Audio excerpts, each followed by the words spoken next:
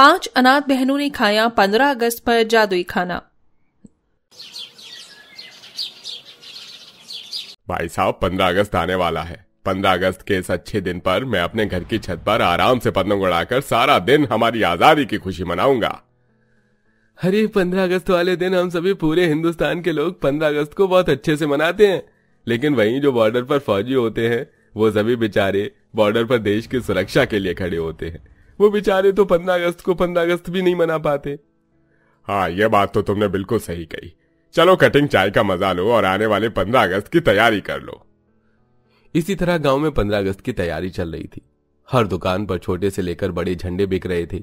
छोटे छोटे बच्चे गांव के अंदर तिरंगा झंडा लेकर आजादी की खुशी मना रहे थे। कोई पतंग उड़ा रहा था तो कोई अपने घर पर बढ़िया बढ़िया पकवान बनवाने लगता है। बारिश भी हल्की हो चुकी थी। इस मौसम में पतंग उड़ाने का मजा ही अलग होता है।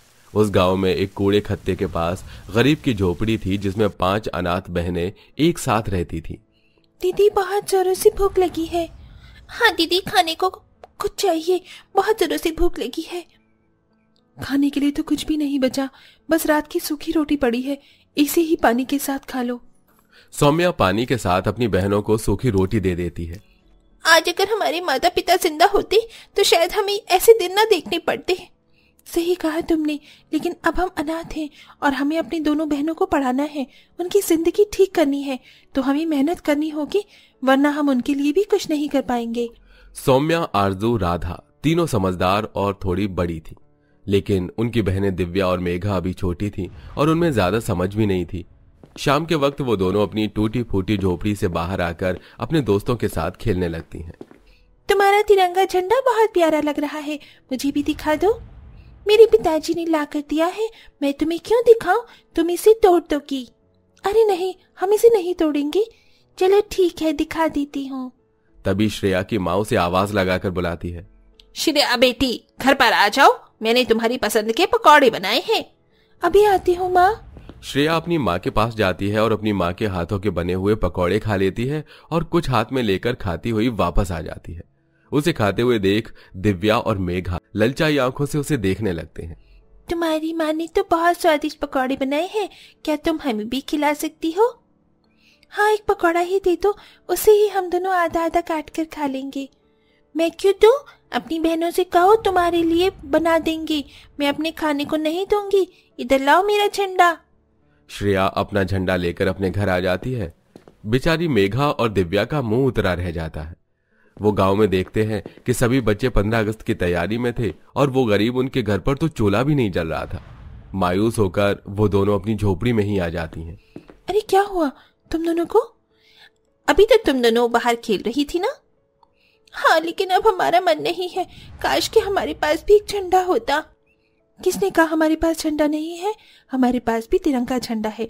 पिताजी के पास उनका एक तिरंगा झंडा था जो वो हर साल 15 अगस्त पर लहराया करते थे। हम भी अपना तिरंगा झंडा लहरा सकते हैं। क्या आप सच बोल रही हो? हमारे पास भी तिरंगा झंडा है, दिखाओ ना दीदी, कहाँ है हमारा तिरंगा झंडा? मुझे भी तिरंगा झंडा देखना है, दिखा दो तिरंगा झंडा दीदी। चलो आरजू, मैं तुम्हारी मदद करवाती हूँ।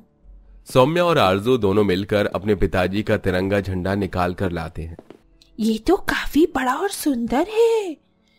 हम भी 15 अगस्त को अपने घर के आगे तिरंगा झंडा लहराएंगे सभी की तरह। अरे वाह, हमारे पास तो बहुत प्यारा झंडा है। इसका मतलब यही वो पिताजी की आखिरी निशानी है? हाँ मेघा, तुमने बिल्कुल सही कहा, ये हमारे पिताजी की आखिरी निशानी है। पांचों बहनें झंडे को हाथ लगाकर उसे गले से लगा लेती हैं। ऐसा करने से उन्हें बहुत राहत मिलती है। आज तो ऐसा लग रहा है जैसे पिताजी ने हमें गले से लगा लिया हो। हाँ दीदी, आपने सही कहा। तभी उन्हें अपनी झोपड़ी के बाहर से आवाज आती है। लगता है होटल वालों ने कूड़ा लाकर फेंका है, कुत्तों के आने से पहले हमें अपना खाना निकालना होगा। आरजू के साथ साथ उसकी चारों बहनें वहां कूड़े के ढेर पर जाकर रेस्टोरेंट के बचे हुए खाने में से कुछ खाने की चीज निकाल लेती हैं। उनके खाना निकालते ही वहां कुत्ते पहुंचकर उस कूड़े के ढेर में मुंह मारना शुरू कर देते हैं। आखिरकार आज हम लोग खाना खा ही लेंगे। हाँ चलो घर में चलते हैं, नहीं तो गांव वाले देखेंगे तो हमें ताने सुनाने लगेंगे। उस रेस्टोरेंट के खाने की वजह से ही उनका गुजारा चल रहा था।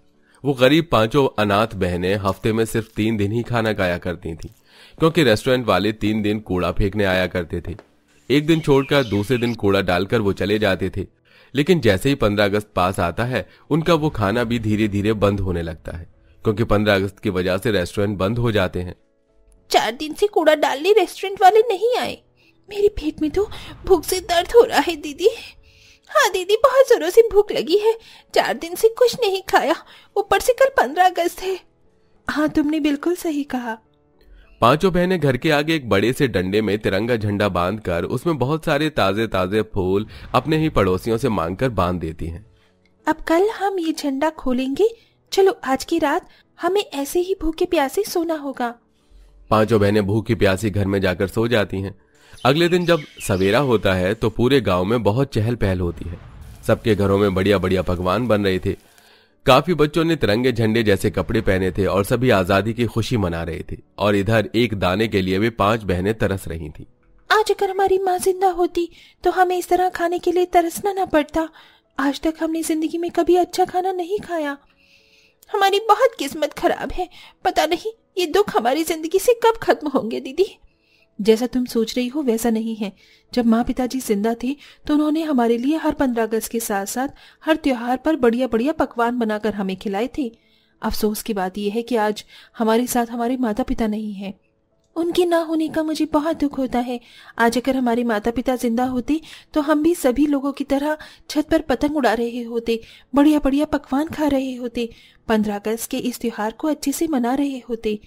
ले देकर हमारे पास बस ये घर ही तो है, वरना हमारे पास खाने पीने से लेकर कोई चीज नहीं है। पांचों बहनें बहुत उदास हो जाती हैं, जिसके बाद वो पांचों एक दूसरे का हाथ पकड़कर एक साथ झंडे की डोरी को खींच देती हैं।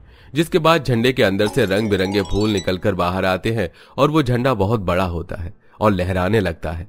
उसके लहराने को देखकर पांचों बहनें एक साथ कहती हैं, भारत माता की जय, भारत माता की जय, हिंदुस्तान जिंदाबाद। नारे लगाने के बाद 5 बहनें एक साथ जन गण मन गाती हैं। तभी झंडे के अंदर से एक चमकीली रोशनी निकलती है। उस रोशनी से वहां बहुत सारे बढ़िया बढ़िया पकवान, रंग बिरंगी तिरंगे वाली पतंग प्रकट होती हैं।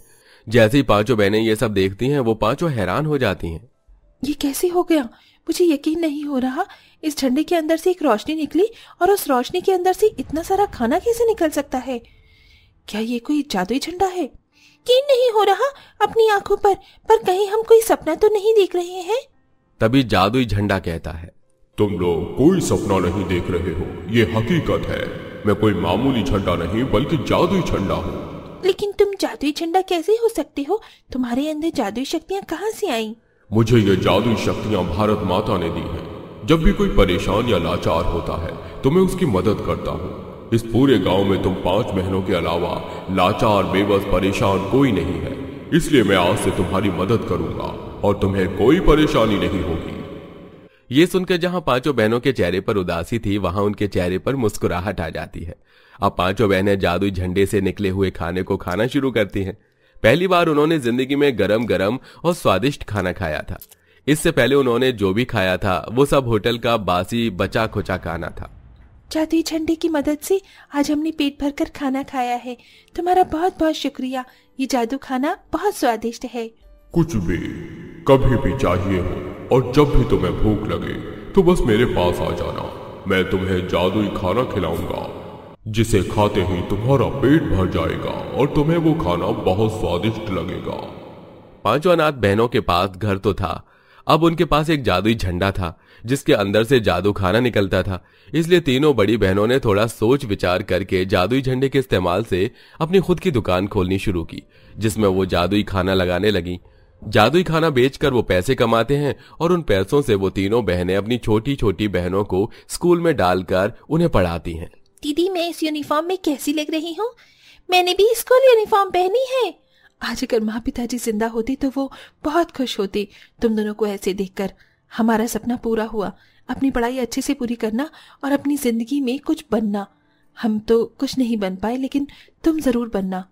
इस तरह वो पांचों बहनें जादुई झंडे के जादुई खाने की मदद से अपने जीवन को सरलता पूर्वक जीने लगती हैं।